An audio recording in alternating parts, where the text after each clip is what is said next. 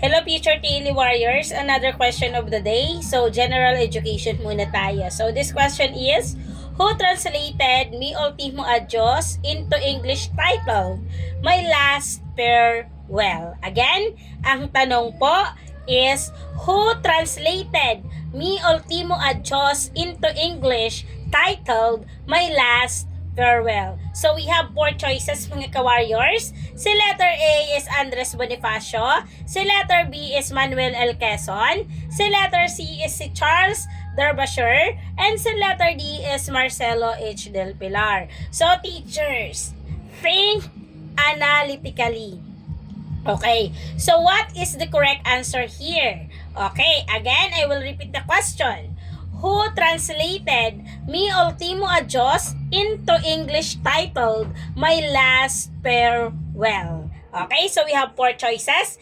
A is Andres Bonifacio, B is Manuel L. Quezon, C is Charles Derbyshire, D is Marcelo H. Del Pilar. So what is the correct answer based on the main question? Okay, so unang tanggalin natin is si Marcelo H. Del Pilar. Tanggalin natin si letter D. Letter D is Marcelo H. Del Pilar. Ano ba si Marcelo H. Del Pilar?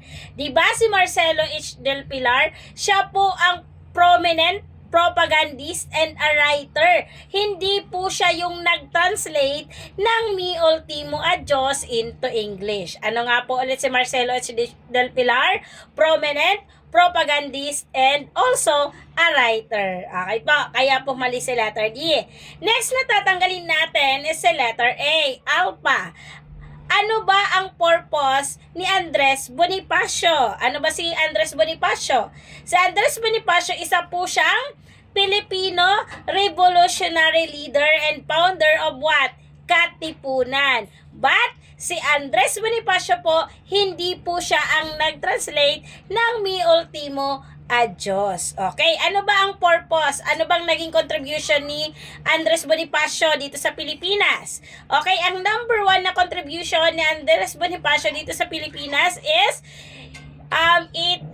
Andres Bonifacio, his contribution is were mainly into fight for the Philippines independence. Okay, so yun po ang contribution ni Andres Bonifacio. So we have 2 choices.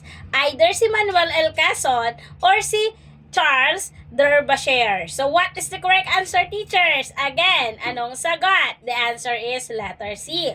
Okay, bakit mali si Manuel L. Quezon?